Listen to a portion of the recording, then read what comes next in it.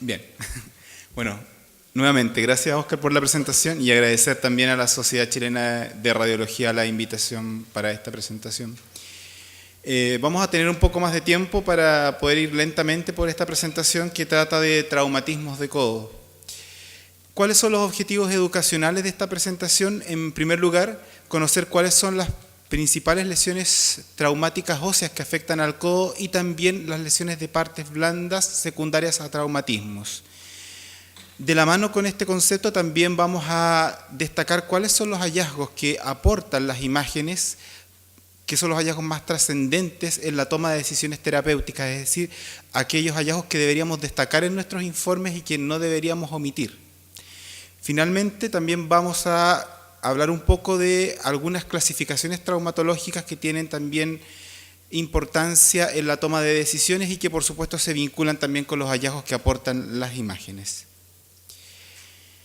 Para comenzar, primero vamos a revisar un poco el tema de la anatomía del codo para, sobre todo, los becados y residentes que están comenzando la especialidad.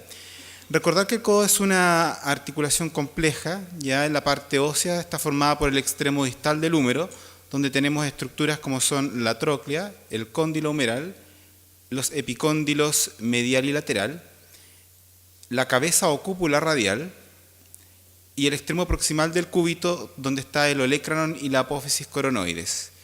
Todas estas estructuras confluyen en tres planos articulares, que son las articulaciones radiocapitelar, la articulación cúbito-humeral y la articulación radiocubital proximal. Estas articulaciones permiten un grado de movilidad del codo en dos planos, uno que es un movimiento en bisagra dado por la tróclea y el cúbito, y otro movimiento en rotación permitido por la articulación radiocapitelar y también por la articulación radiocubital proximal. La estabilidad del codo, la parte intrínseca está dada entonces por las estructuras óseas y cartilaginosas, pero también existen una serie de estructuras ligamentosas que fortalecen también esta estabilidad. Vamos a recordar de las estructuras ligamentosas al ligamento colateral lateral o colateral radial.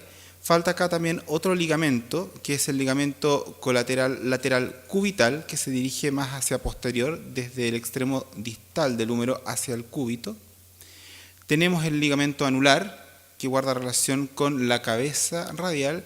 Y finalmente, por medial, el ligamento colateral medial, que está compuesto por tres componentes, una banda anterior, una banda posterior y una banda transversa. Después de esta revisión anatómica vamos a pasar a algunos datos estadísticos.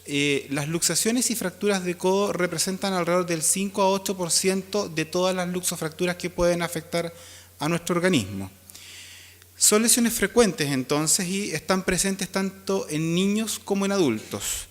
Sin embargo, el espectro de lesiones que se presentan en pacientes pediátricos es diferente a las lesiones que se presentan en los pacientes adultos y en esta clase nos vamos a enfocar más que nada en los pacientes adultos. Así que esa va a ser la población enfocada en esta presentación. La radiología convencional sigue siendo todavía el principal método de las imágenes que permite hacer el diagnóstico de estas lesiones. Existen otra serie de técnicas, especialmente la tomografía computada, que tienen un rol complementario en el análisis de los traumatismos de codo, que ya vamos a ir viendo más adelante cuando desglosemos estas lesiones que vamos a revisar, cuál es el rol que cumplen en cada una de ellas. ¿Cuáles son las lesiones que vamos a revisar en la clase a continuación? Diversas fracturas de la cabeza o cúpula radial, fractura de apófisis coronoides, fractura de olecranon, y las fracturas del extremo distal del húmero. De las luxaciones nos vamos a quedar fundamentalmente con la luxación posterior, que es la más frecuente que puede ocurrir en el codo, y de las lesiones de tejidos blandos vamos a revisar someramente las lesiones de ligamentos colaterales y vamos a dejar un poco de lado las lesiones que se pueden producir en los tendones extensores, flexores y tendón del bíceps por un tema de tiempo. Bueno, solicitaron que esta clase fuera interactiva, así que vamos a partir con la primera pregunta, así que les voy a pedir que tomen sus controles y pongan atención a la pregunta que dice que ¿cuál es la principal clasificación traumatológica utilizada para clasificar las fracturas de cabeza radial? Tenemos alternativa A, Regan, alternativa B, Hahn, alternativa C, Kocher alternativa D, Mason, alternativa E, Colton. Les pido por favor que respondan.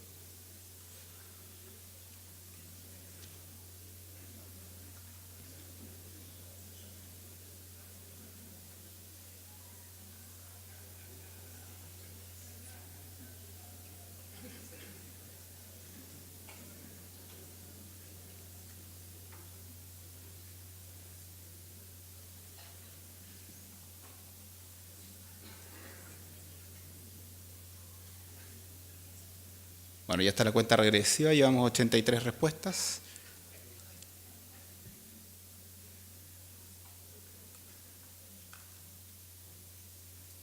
Bien. Bueno, la alternativa más elegida fue la alternativa D, que es la clasificación de Mason. Esa es la respuesta correcta.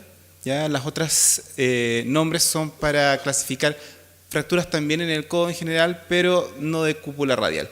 ¿Podemos volver a la presentación, por favor?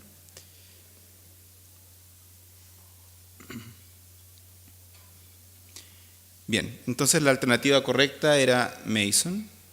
¿Y qué podemos decir respecto a las fracturas de cabeza radial? Que en realidad son muy frecuentes. Un tercio de ellas, en realidad las fracturas de cúpula radial son un tercio de todas las fracturas que comprometen el codo, ¿ya? Y algo o un hecho bien importante y significativo es la zona que más frecuentemente se fractura en la cúpula radial, que es la porción anterolateral, ¿ya? Este punto de referencia es bien importante tanto para buscar lesiones que muchas veces no son tan obvias en las radiografías y también son importantes para que la descripción quede bien hecha. Así que recuerden que la porción anterolateral de la cúpula radial es la que más frecuentemente se fractura. La radiología simple, como ya habíamos anunciado en diapositivas anteriores, es la que cumple el rol fundamental en el diagnóstico de estas lesiones. Básicamente las proyecciones anteroposterior y lateral permiten hacer el diagnóstico, en este caso una fractura que es muy tenue. Acá en la anteroposterior se ve este rasgo radiolúcido vertical y en la lateral se ve también esta deformidad anterior. Todo esto está un poco corroborado o apoyado por el famoso signo de la vela que muchas veces, bueno, casi siempre aparece mencionado en todos los libros de radiología, que traduce la presencia de derrame articular. Para los más nuevos, ¿en qué consiste? Bueno, básicamente en el codo existen paquetes grasos, ¿ya?, que pueden ser desplazados por la presencia de derrame intraarticular. Y estos paquetes grasos, o existe uno anterior, que normalmente es visible en la radiografía, y producto del derrame articular es desplazado en dirección anterosuperior. ¿Ya? Esto se conoce como el signo de la vela, que es la opacidad que desplaza entonces este paquete graso. Y hacia posterior tenemos también en esta radiografía visible este paquete graso. Lo normal es que no sea visible. Cuando nos encontremos con un derrame articular en el codo, habitualmente tenemos que empezar a sospechar que existe una fractura. Muchas veces no vamos a poder ver la fractura y habitualmente entonces esta es una fractura no desplazada. Como complemento a la proyección anteroposterior y lateral se puede tomar también esta otra proyección, que es la de capitellum cabeza radial, también conocida como proyección de cúpula radial. Nos permite desproyectar también la porción anterior de la cúpula radial y, dado la deformidad geométrica que genera, también acentúa un poco las fracturas. Pueden también eventualmente ser útiles las proyecciones oblicuas, pero en realidad lo que más de rutina se ocupa para el diagnóstico de estas fracturas son estas tres proyecciones. La tomografía computada tiene utilidad principalmente en caso de fracturas complejas, como vemos en este ejemplo de acá, pero vamos a ver más adelante en qué instancias también la tomografía computada es útil en las fracturas de cúpula radial. Habíamos mencionado entonces esta clasificación, la clasificación de Mason, y en realidad quizás lo más importante para nosotros es recordar esta cifra que sale acá, 2 milímetros. ¿Ya? Esta es la clasificación más actualizada de la clasificación de Mason, y dice que las fracturas Mason 1 son aquellas que tienen menos de 2 milímetros de desplazamiento. Se refiere con esto menos de 2 milímetros de depresión, menos de 2 grados de desplazamiento de los fragmentos óseos. También se puede incorporar un concepto de angulación de la superficie articular que se ha estimado como un valor de 30 grados o como un valor de no significativo como desplazamiento también. Entonces todas estas fracturas que tienen o están bajo estos rangos corresponden a la clasificación Mason 1, fracturas no desplazadas, y en consecuencia irían a un tratamiento ortopédico. La Mason 2 es aquella fractura que sí presenta un desplazamiento significativo, es decir, más de 2 milímetros o también una angulación mayor de 30 grados. La Mason 3 y la Mason 4 son fracturas habitualmente por mecanismos de alta energía, que en el caso de la Mason 3 implica una severa conminución de la cúpula radial, y en el caso de la Mason 4, aparte de que puede haber mucha conminución, hay asociación con luxación de codo. Vamos a ir viendo ejemplos entonces de cada una de estas clasificaciones. Volvemos a esta radiografía que ya la habíamos visto en el examen anterior, en las diapos anteriores. Tenemos acá entonces la proyección anteroposterior y lateral, vemos el rasgo radiolúcido, no vemos una deformidad significativa de la superficie articular, vemos una deformidad del contorno anterior. La cúpula radial entonces, suponemos que el desplazamiento es menos de 2 milímetros. En muchos de estos casos queda claro que no hay un gran desplazamiento. Ya en otros casos, el traumatólogo puede necesitar corroborar que el desplazamiento es menor de 2 milímetros, y aquí es donde empieza a jugar un poco el rol el escáner. En muchos casos también no somos capaces de delimitar la fractura. También en esos casos se puede solicitar una tomografía computada. No es que se solicite una tomografía computada necesariamente para una planificación quirúrgica en estos casos, sino más bien muchas veces para corroborar diagnósticos o para tener certeza de que el desplazamiento no es significativo. Como ya habíamos dicho, las Mason 1 tienen tratamiento ortopédico y en escáner se suelen ver más o menos de esta forma, como rasgos que comprometen en este caso la porción anterior de la cúpula radial y que la depresión y el desplazamiento no es muy significativo, menor de 2 milímetros. En el caso de las Mason 2, el traumatólogo ya puede considerar un tratamiento con una reducción abierta y una fijación interna. Y cuando ya sospechemos que esta depresión es mayor de 2 milímetros, ese es el fenómeno que hay que consignar en los informes. La tomografía computada, por supuesto, puede mostrar con mucho más detalle el grado de depresión que ustedes ven en este caso, que es mucho más significativo que en el Mason 1. En los escáneres multidetector también es bien importante que ustedes trabajen y que presenten reconstrucciones tridimensionales, ya que también ayudan a orientar el tratamiento quirúrgico, orientan mucho al traumatólogo cuál es el sector comprometido de la articulación, y a ustedes también al momento de hacer su informe les va a permitir decir, bueno, la fractura está comprometiendo la porción anterior de la cúpula radial y existe un sector más deprimido en la porción anterolateral, ya de tantos milímetros de profundidad, en fin. Eso sí, para esto, para conseguir reconstrucciones de buena calidad, se requieren equipos multidetectores. El tratamiento que requieren entonces estas fracturas puede ser eventualmente unos tornillos corticales en relación a la zona de fractura. Lo que buscan los traumatólogos en el fondo es una reducción anatómica que permita, digamos, regresar a la anatomía normal y que impida que esta articulación vaya a complicaciones posteriores como puede ser una artrosis. Las Mason tipo 3, fracturas entonces que implican mayor conminución, habitualmente también desplazamiento significativo de fragmentos óseos. Tanto las Mason tipo 3 como 4, como son mecanismos o son secundarias a mecanismos de alta energía, suelen ir asociadas a otras lesiones, a otras fracturas, como pueden ser fracturas de apófisis coronoides. Habitualmente las Mason 3 y 4 van a el tratamiento quirúrgico, que puede ser una fijación interna, si es que se puede reducir toda esta fragmentación, o bien puede ir a una artroplastía y en casos más extremos a una excisión de cabeza radial. Acá en el escáner podemos también ver la fragmentación que ha experimentado esta cúpula radial, el gran desplazamiento, ustedes ven como parte de la superficie articular se ha desplazado hacia anterior, y como el 3D también nos ayuda a mostrar el grado de desplazamiento que ha experimentado la superficie articular y también toda la fragmentación, los fragmentos que se han dispersado a través de la cavidad articular. En casos como estos entonces, Mason tipo 3, tratamiento quirúrgico, en este caso una artroplastía. Un caso más extremo todavía, un Mason tipo 4, estas fracturas en particular de repente pueden ser no tan fáciles de diagnosticar como tipo 4, porque muchas veces la luxación no es completa, sino que existe una subluxación. En este caso, la cúpula radial sí está completamente luxada. Ustedes ven que la fractura se produjo en esta zona. la superficie articular está rotada, desplazada hacia posterior, perdiendo el contacto con el cóndilo humeral. Y si miran también el cúbito, van a fijarse que tiene una fractura de apófisis coronoides y que además la congruencia articular tampoco es del todo precisa.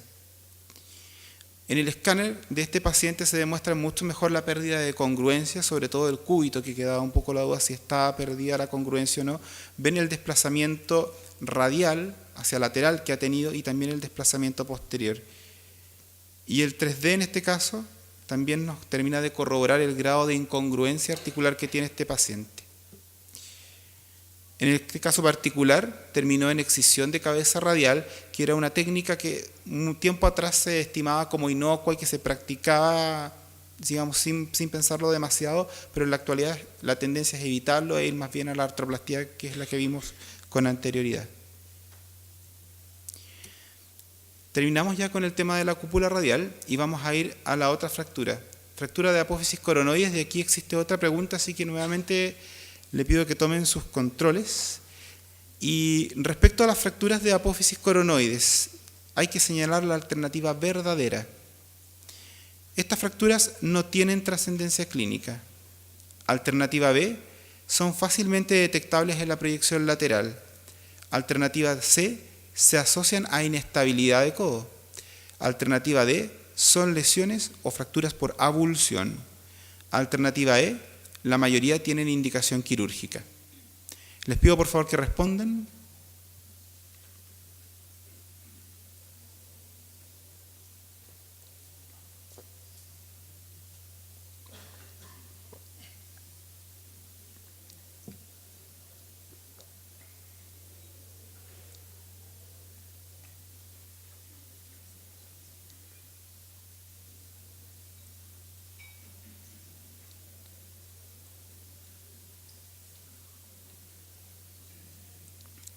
Bueno, vamos con la cuenta regresiva a ver el resultado.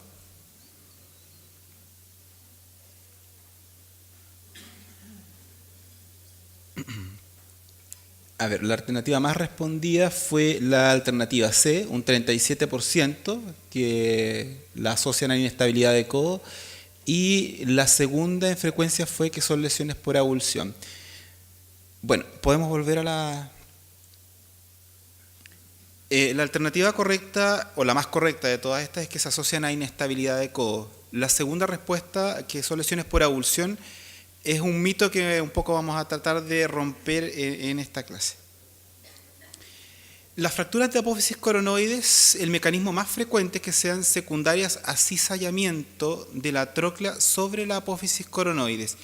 Y este cizallamiento habitualmente tiene que ver con un proceso de luxación posterior del codo. De hecho, un 40% de las fracturas de apófisis coronoides se dan en el contexto de una luxación posterior.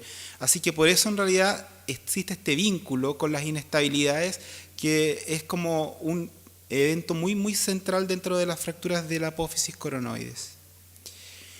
Respecto a clasificaciones, acá no nos vamos a complicar demasiado porque en realidad no existe un consenso ni existe una clasificación que sea la más utilizada por los traumatólogos.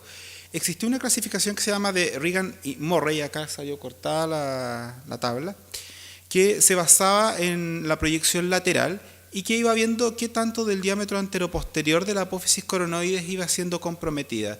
Así, el tipo 1 era el compromiso solo del vértice, el tipo 2 que comprometía menos del 50%, el tipo 3 que comprometía más del 50%.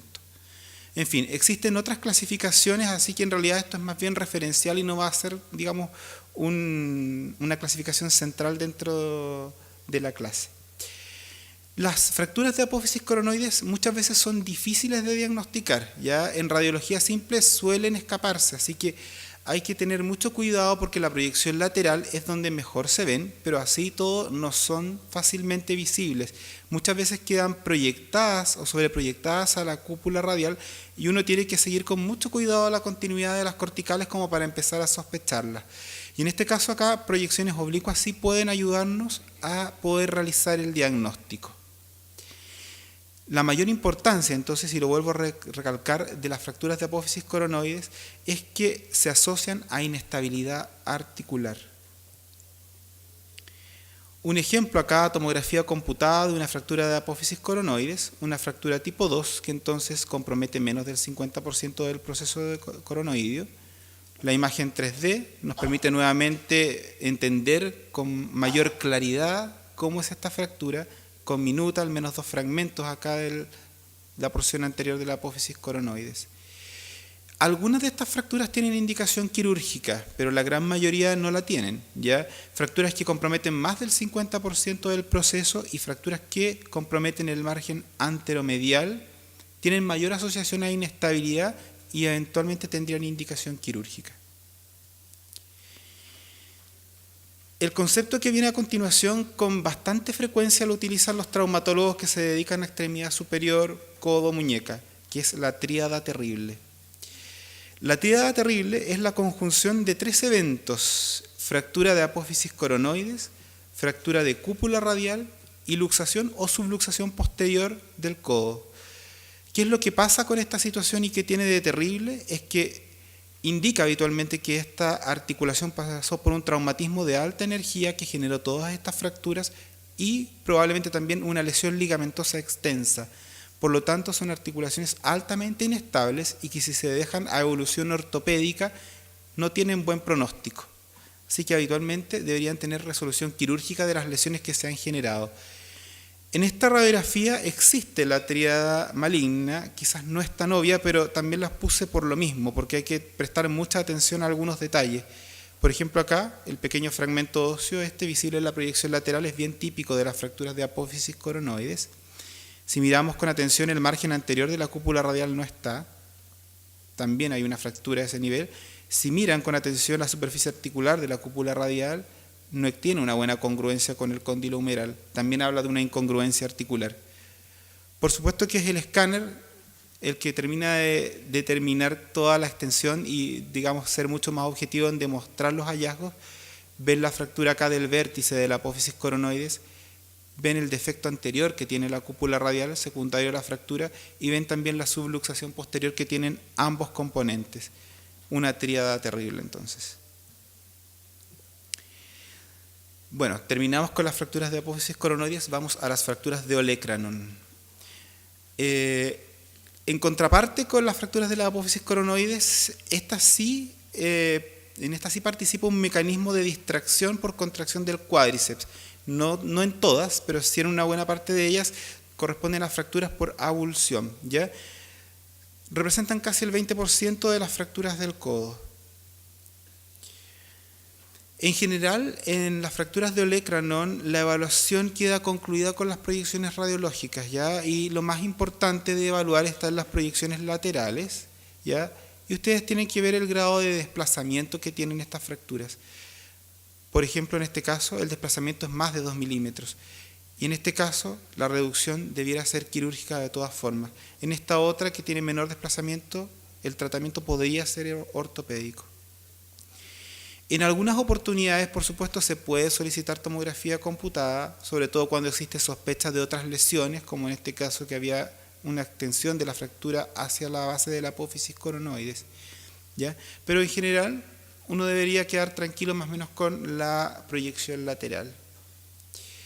Las fracturas de olecranon se pueden asociar a lesiones de ligamentos colaterales, pero por supuesto la asociación es mucho menor que las fracturas que vimos de la apófisis coronoides. ¿Cómo se manejan las fracturas de olecranon? Cuando tienen indicación quirúrgica, la reducción se hace con estas agujas de Kirchner y además un asa de alambre en 8, también conocida como Obenki. Con esto proceden a reducir la fractura y en algunos casos, cuando existe mayor grado de conminución, eventualmente pueden manejarlas con tornillos. Fracturas del extremo distal del húmero. Estas también son fracturas bastante frecuentes. Estas ocupan el 30% de todas las fracturas del codo en adultos. Y en el caso de los pacientes adultos jóvenes que experimentan estas fracturas, suelen también tener mecanismos bastante violentos y por lo mismo pueden llegar a ser fracturas sumamente complejas.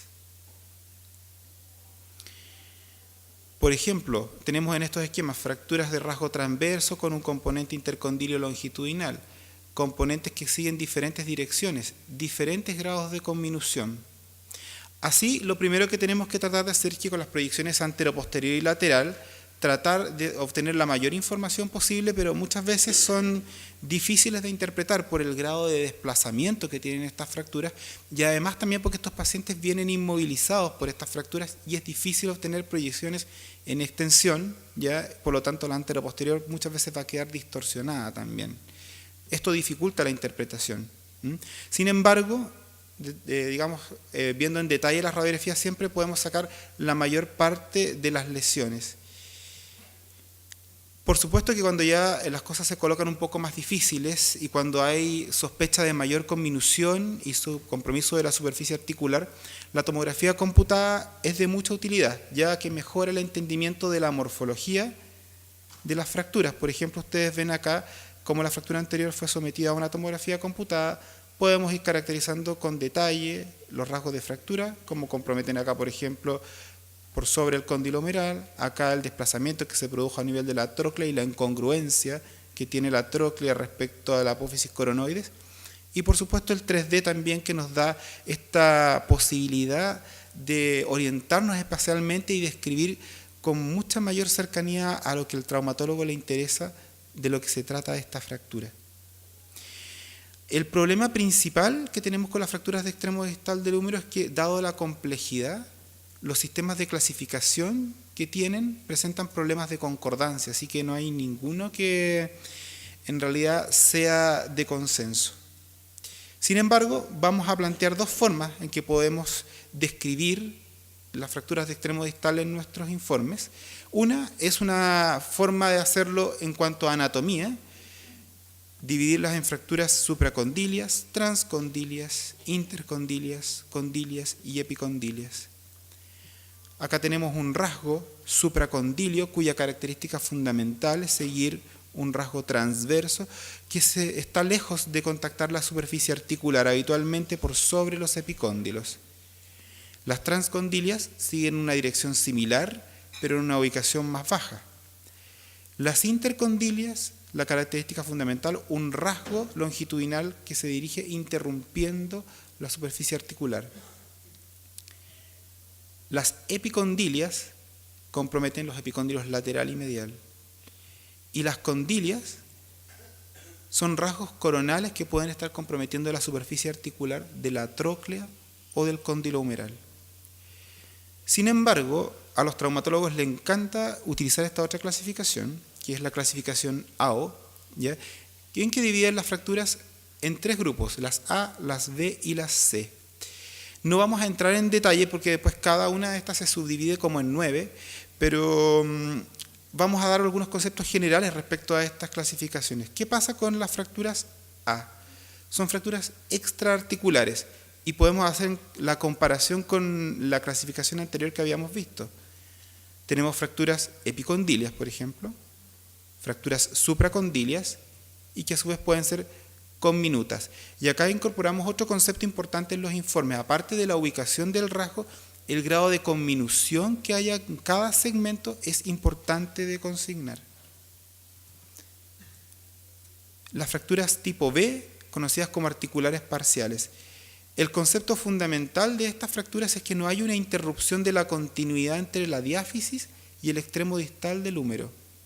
Así podemos tener fracturas longitudinales que pueden ser laterales, mediales, o bien las fracturas condilias que vimos delante.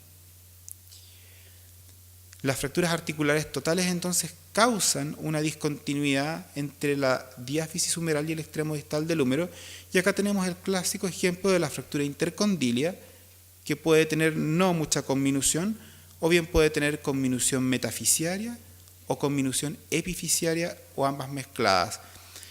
Todas estas características que yo les mostré son las que determinan esta subclasificación que sigue la O y sería, digamos, en forma relativa las cosas de interés que habría que consignar en los informes. En el caso de los adultos jóvenes, la gran mayoría de las fracturas de extremo distal del húmero, independiente de su complejidad, terminan en osteosíntesis, ¿ya? Según el grado de complejidad, podrán tener mayor o menor cantidad de placas. Muchas veces hay que hacer una osteotomía de olecranon para poder corregir estas fracturas y que no se extrañen que se encuentren después con agujas en el olecranon independiente que hayan visto la fractura o no al principio, porque en realidad es una osteotomía. Salimos de las fracturas del extremo distal del húmero y entramos a la última parte de la presentación, luxaciones. Las luxaciones de codo es la tercera articulación en frecuencia en sufrir luxaciones, ¿ya? Es la segunda si consideramos solamente las articulaciones mayores. La primera sería el hombro. Si consideramos todas las articulaciones, después tendríamos las articulaciones interfalángicas. Luego tendríamos la articulación del codo. Si estamos hablando solamente de grandes articulaciones, tendríamos primero el hombro, segundo el codo. Y 80 a 90% de ellas son luxaciones posteriores. La radiología simple se encargará de mostrar entonces el tipo de luxación y la presencia de fracturas asociadas que ustedes, por lo que hemos visto ya en la presentación, se imaginarán cuáles son. Por ejemplo, de apófisis coronoides, fracturas de cabeza radial y eventualmente puede acompañarse también de fracturas del epicóndilo medial. En el caso de las fracturas, de las luxaciones posteriores, solamente un concepto a recordar de las lesiones ligamentosas. Los ligamentos se suelen ir rompiendo en una secuencia que progresa desde lateral hacia medial. Es decir, lo primero que se suele romper es el ligamento colateral radial y el último que se suele romper es el ligamento colateral cubital. Habitualmente, después de una luxación completa, uno esperaría que todo el complejo ligamentoso estuviera roto. Sin embargo, acá entra a jugar un poco el rol la resonancia magnética, pero no en el principio del manejo de estas lesiones, porque habitualmente las luxaciones de codo son reducidas y pasan por un periodo de tratamiento conservador, inmovilización. Luego de ese periodo corto de tiempo, se corrobora la estabilidad de la articulación, ¿ya? Y en el caso que hayan articulaciones que tengan inestabilidad persistente, puede haber indicación quirúrgica. Y es en esos casos donde la resonancia magnética entra a jugar un rol en definir la extensión del compromiso ligamentoso, también la extensión del compromiso de los tendones. Las luxaciones, cuando son reparadas quirúrgicamente, terminan en situaciones como esta. Acá ustedes ven también que se repara una fractura de cúpula radial, pero acá está la reparación que sufrió este ligamento colateral cubital. Se reinsertó con un ancla. Y esta es la última diapositiva, que en realidad también es una pregunta, así que nuevamente le pido que tomen sus controles. Y esto es una pregunta que a mí me han dicho que no debo hacer, que no debo preguntar las cosas falsas, pero bueno, lo voy a hacer ahora. ¿Cuál de las siguientes aseveraciones sería falsa respecto a todo lo que hemos revisado en esta clase? Alternativa A, 2 milímetros es un desplazamiento significativo en fracturas de cabeza radial. B, la tríada terrible está compuesta por fractura de cabeza radial, coronoides y olecranon. C, la luxación posterior es la segunda más frecuente entre las articulaciones mayores. D, la fractura de apófisis coronoides se asocia a una luxación posterior de codo reducida. 2 milímetros, esta es la alternativa E, es un desplazamiento significativo en fracturas de olecranon. Les pido que respondan, por favor.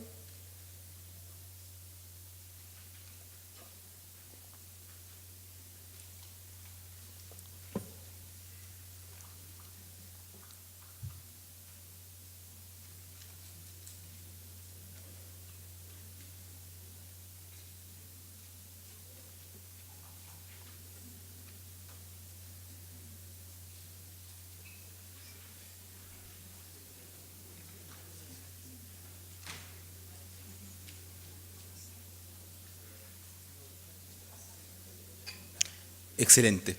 Muy bien, porque por lo menos con esto me quedo tranquilo que los conceptos que dimos en la clase quedaron entendidos, ya todas las demás son verdaderas. La B, que hablaban de la tríada terrible, lo que no corresponde es el olecranon, es la luxación o subluxación posterior.